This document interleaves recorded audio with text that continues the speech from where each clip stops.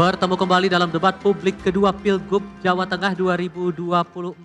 Kita masih akan mendengarkan pendalaman visi dan misi dari setiap pasangan calon dengan menjawab pertanyaan pilihan yang sudah dirancang oleh tim panelis. Jika sebelumnya porsi paling banyak diberikan kepada calon gubernur, nah di sesi ini porsi paling besar akan diberikan kepada calon wakil gubernur. Tapi sama aturannya seperti sesi sebelumnya, jika masih ada waktu tersisa, maka partner Anda, calon gubernur, bisa memberikan tambahan jawaban atau tanggapannya. Setelah calon gubernur, wakil gubernur kemudian memberikan jawabannya, bisa ditanggapi kembali dengan durasi waktu 2 menit dan diberikan tanggapan kembali oleh calon wakil gubernur pasangan berikutnya. Dengan durasi sama 2 menit. Mohon dipahami, kami mohon kembali kerjasamanya bagi para pendukung untuk tidak memprovokasi dan tetap bekerja sama selama debat berlangsung. Baik, kita akan langsung mulai putaran kali ini dengan calon wakil gubernur nomor urut 2. Kami silakan untuk menuju ke tengah panggung. Ya, calon wakil gubernur nomor urut 2 mengambil bola di fishbowl B ya Bapak. Fishbowl B, silakan. Dan tunjukkan ke kamera nomor yang Anda dapatkan. Nomor 10. Baik, terima kasih. Silakan kembali. Calon wakil gubernur nomor urut 2 mengambil bola nomor 10. Nomor 10, kondisi masih tersegel. Kami tegaskan kembali bahwa soal atau pertanyaan hanya akan saya bacakan 1 kali, jadi mohon diperhatikan dengan seksama. Untuk calon wakil gubernur nomor urut 2, pertanyaan tentang lingkungan hidup, perubahan iklim dan penanggulangan bencana. Ekonomi hijau adalah konsep ekonomi yang bertujuan untuk meningkatkan kesejahteraan dan kesetaraan sosial masyarakat yang sekaligus mengurangi risiko kerusakan lingkungan.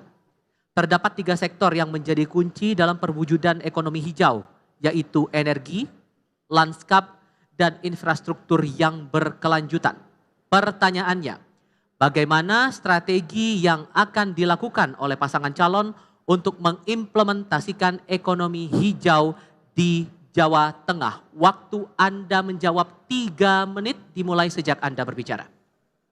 Ya, terima kasih moderator. Ketika kita bicara tentang ekonomi hijau, tentu kita yang pertama harus mengetahui bahwa indeks daya saing kita sangat baik. Ada di angka 3,89. Ini paling tinggi se-provinsi di Jawa. Tentu kami juga berharap pertumbuhan ekonomi itu akan disusul oleh daya saing yang ada. Maka di sini saya akan memberikan kepada para investor yang datang ke Jawa Tengah, memberikan insentif yang menerapkan prinsip ekonomi hijau.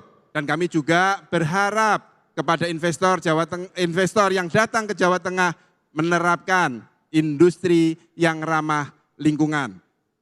Dan kami terkait pertumbuhan ekonomi yang ada di Jawa Tengah untuk menunjang ekonomi hijau, kami akan menerapkan di setiap industri untuk menggunakan energi biogas, energi geotermal, energi surya, dan energi hidro.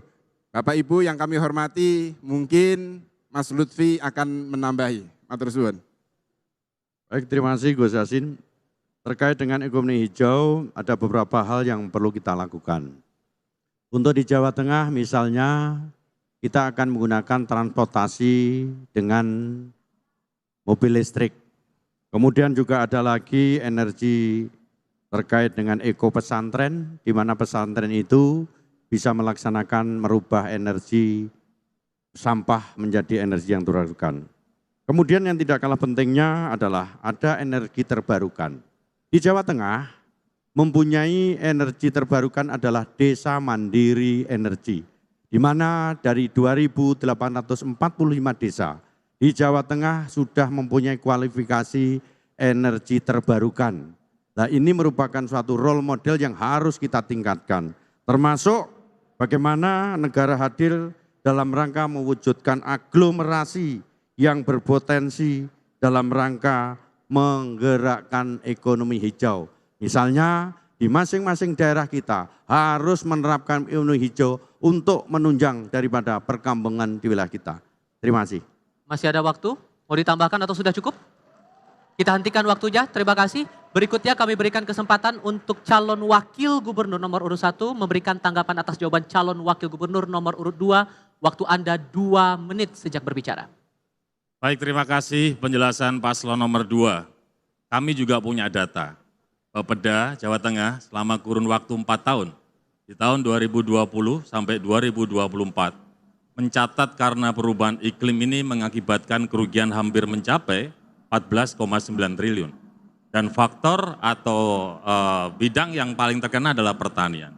Kita memahami sekali hari ini tiba-tiba panasnya sangat terik, tiba-tiba hujan debitnya sangat tinggi, di mana kemudian timbul banjir bandang, timbul kemudian tanah longsor, dan seterusnya. Maka menurut kami yang terpenting adalah bagaimana lahan itu bisa ditata dengan baik. Perda tata ruang adalah hal yang harus kita jaga supaya tidak terjadi bagaimana kemudian pembukaan lahan secara terbuka. Galian C, galian ataupun tambang itu menjadi hal yang harus kita perhatikan. Bagaimana kemudian menurut catatan Bareskrim yang ada di Polda, di Mabes Polri, ternyata galian C di Jawa Tengah itu 70-80% nggak ada izinnya. Kenapa? Yang kemudian hari ini saya ketemu dengan Gus Yassin hampir 5 tahun, kenapa itu tidak segera dilakukan upaya-upaya untuk bisa menertibkan hal itu? Karena ini berhubungan erat dengan yang namanya ekonomi hijau. Jadi pandangan saya hari ini adalah bagaimana kemudian kita bisa melakukan penegakan perda tata ruang supaya apa yang menjadi bagian daripada pengembangan ekonomi hijau ini bisa berjalan dengan baik. Masih ada waktu, silakan mau. Masih ada waktu? lanjutkan. Ada tambahan atau sudah cukup?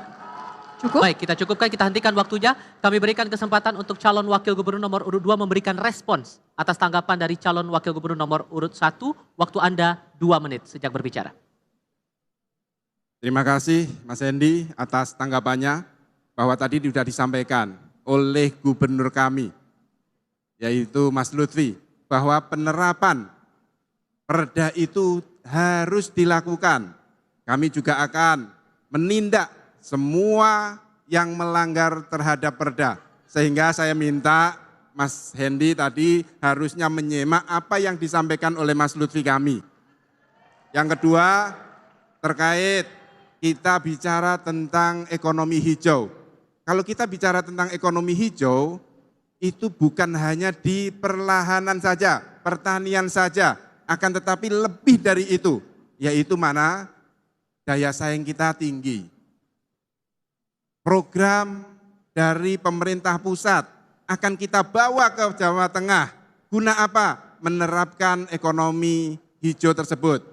Yang saat ini sudah kita lakukan. Kami di pemerintah Provinsi Jawa Tengah juga sudah menerapkan, mengajak kepada masyarakat Jawa Tengah untuk beralih ke tenaga surya. Kantor DPRD Provinsi Jawa Tengah saat ini sudah dipasang panel surya. Pondok-pondok pesantren kami juga bantu surya panel, sehingga ini akan menambah kecintaan kita kepada lingkungan. Dan tadi di dalam opening sudah saya sampaikan bahwa kami memiliki program yaitu Ngopeni Bumi. Terima kasih. Masih ada waktu, ada tambahan atau sudah cukup? Cukup. Oke, kita cukupkan, kita hentikan waktunya. Terima kasih. Putaran kedua Bapak dan Ibu kita akan lanjutkan dengan memberikan kesempatan bagi Cawagup nomor urut 1. Aturannya masih sama, kami persilakan Anda untuk melangkah ke tengah untuk mengambil pertanyaan dari fishbowl nomor B. Di fishbowl Diperlihatkan B, di Bapak. B. Diperlihatkan pilihan Anda, diperlihatkan kepada kami. Nomor 9 ya. 9. Diletakkan di wadah yang kosong, silakan kembali ke podium. Saya akan mengambil amplop nomor 9 masih tersegel. Saya hanya akan bacakan isi dari amplop ini satu kali, jadi mohon disimak baik-baik. Subtema tentang pertanian, peternakan, kelautan, dan perikanan. Perubahan iklim mengakibatkan kekeringan dan kelangkaan air, sehingga terjadi penurunan produktivitas pertanian, dan ketahanan pangan. Data di tahun 2023 dari Kementan, produktivitas padi mengalami penurunan rata-rata 1% selama 5 tahun terakhir. Sedangkan data BMKG menunjukkan 14 dari 35 kabupaten kota di Jawa Tengah mengalami bencana kekeringan. Pertanyaannya, bagaimana strategi paslon untuk mengatasi kelangkaan air dan kekeringan agar produktivitas pertanian dapat ditingkatkan untuk ketahanan pangan yang berkelanjutan? Waktunya 3 menit, dimulai dari Anda berbicara, silakan. Terima kasih. Dalam program Andika Hendi, kita ada namanya program bagaimana kemudian membuat petani dan nelayan ini bisa naik kelas, bisa mempunyai kesejahteraan yang lebih baik dan lebih perkasa. Maka kami sudah investigasi. Dari 35 kota kabupaten, pada saat kita ketemu dengan para petani, umumnya mereka mengeluhkan beberapa hal. Yang paling utama adalah pupuk dan irigasi. Terkait dengan kelangkaan air ini menjadi bagian perhatian serius yang akan dikembangkan oleh pasangan Andika Hendi. Kita sudah melakukan inventarisir, kita lihat data. Pertama ada 38 waduk dan embung, 38 embung, waduk, kemudian embungnya 172. Yang itu kemudian sudah kita lakukan mitigasi, ternyata kondisinya ada rusak sedang mencapai 17%. Maka pasangan Andika Hendi akan fokus terkait hal tersebut. Bagaimana kita alokasikan APBD provinsi untuk memperbaiki waduk ataupun embung. Kita bisa juga libatkan teman-teman di swasta, di perguruan tinggi, untuk bisa mereka melakukan upaya pembangunan waduk atau embung lewat CSR. Seperti yang sudah dilakukan oleh Pak Rektor Undip. Yang lainnya kita juga melihat bahwa BRIN, Badan Riset Daerah ini penting dikembangkan untuk kemudian membuat petani secara kesejahteraan bisa lebih meningkat. Kenapa? Karena riset akan membuat benih, bibit dengan kualitas yang lebih baik dengan masa panen yang semakin pendek. Yang kedua selain irigasi adalah pupuk seperti yang saya sampaikan. Pupuk ini juga penting. Dari sejumlah kuota nasional maupun kuota yang di Jawa Tengah, ternyata pupuk ini mestinya cukup. Maka yang penting adalah tata kelolanya. Bagaimana kemudian ketersediaan pupuk di Jawa Tengah itu benar-benar ada pada saat petani ingin melakukan upaya penanaman. Miris sekali kita mendengar, petani pengen nanam, pupuknya sudah tidak ada. Yang keempat yang tidak kalah pentingnya adalah pasca masa panen. Bapak Ibu sekalian yang selalu saya hormati, petani kita sebagian besar adalah petani gurem yang kepemilikan tanahnya kurang dari 0,5 hektar. Ini menjadi PR, tantangan yang berat, yang kemudian pasangan Andika Hendi ingin kemudian memperjuangkan petani itu supaya bisa memiliki lahan lebih dari 0,5 hektar. Supaya kemudian bisnis pertanian itu bisa menjadi sebuah industri yang mereka bisa merasakan kemanfaatannya. Termasuk pada saat kemudian muncul panen raya, kita harus bisa menjaga supaya harga hasil panen raya petani ini kemudian tidak turun atau anjlok. Maka kita akan siapkan gudang, kita bisa bentuk BUMD untuk bisa membeli harga-harga produk-produk petani saat panen raya, atau bahkan kita bisa libatkan swasta supaya mereka juga melakukan aktivitas pembelian pada saat petani memasuki panen raya. Terima kasih. Baik. Aturan mainnya masih sama, Bapak. Kami berikan kesempatan kepada calon wakil gubernur nomor urut 2 untuk menanggapi, waktunya 2 menit, dimulai dari Anda bicara, silahkan. Terima kasih Mas Hendi. Menarik yang terakhir saya, menarik tadi. Mas Hendi akan bikin namanya BUMD terkait apa tadi?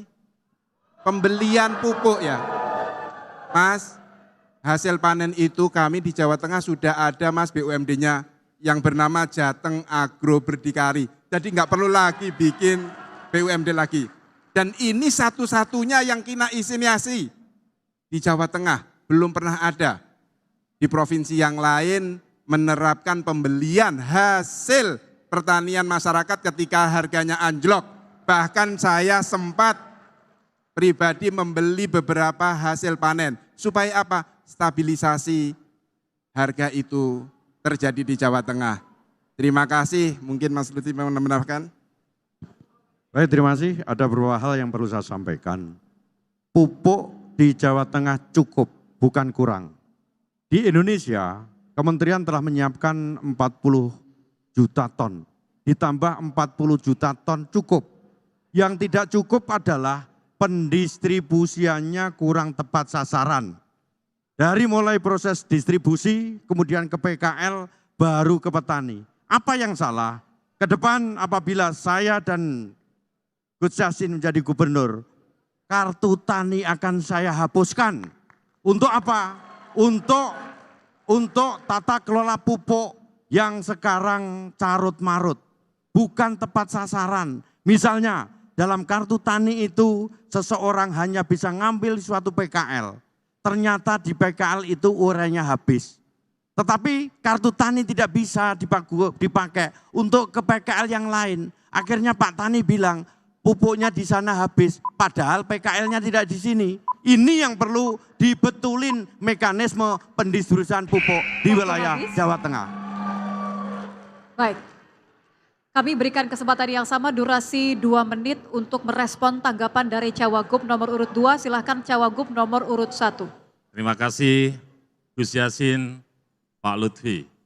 Gus Yassin bercerita Mas Hendi nggak perlu buat BUMD untuk beli hasil petani. Oh ya, karena katanya sudah dibangun atau dibentuk. Sejak kapan ya Gus? Karena masa kampanye, mohon maaf. Karena pada saat kampanye saya turun. Bagaimana kemudian di Banjarnegara, tomat itu dibuang sama petani. Kenapa? Harganya turun, tidak ada yang beli. Bagaimana kemudian kita ke Temanggung, Wonosobo, tembakau hampir banyak petani yang mengeluhkan tembakonya nggak ada beli. Karena salah satu perusahaan besar itu tidak membeli hasil tembakau.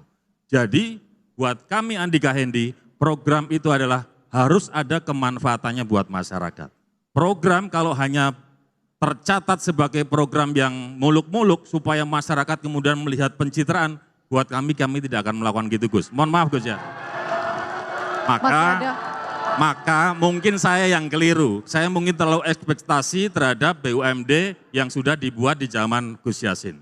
Catatan yang kedua, saya sepakat dengan yang disampaikan oleh Pak Lutfi tentang pupuk. Benar sekali. Nah inilah PR kita. Pasangan Andika dan Hendi pun Pak Lutfi, hari ini kita juga ingin fokus pada problem pupuk. Karena pupuk ini benar-benar kalau kita dengar miris sekali. Katanya kuotanya cukup. Tapi kemudian pada saat petani akan melakukan penanaman, pupuk itu enggak ada. Atau bahkan kalau beli harus susah. Maka kita sepakat, masukannya Pak Lutfi juga oke, Gus Yassin pertanyaannya di situ tadi, tapi enggak apa-apa, mungkin nanti di belakang kita bisa diskusi terkait BUMD. Gitu ya? Yeah. Masih ada waktu, silakan. Masih ada waktu, kalau mau ditambahkan? Menambahkan untuk pajak air permukaan memang harus kita benahi sedemikian rupa sehingga penggunaan air permukaan itu lebih efektif untuk ketahanan pangan. Baik, terima kasih Cawagup nomor 1 dan nomor urut 2 sudah menyelesaikan putaran yang sama dengan durasi yang diberikan. Baik, boleh kita beri apresiasi untuk kedua pasangan calon teman-teman sekalian.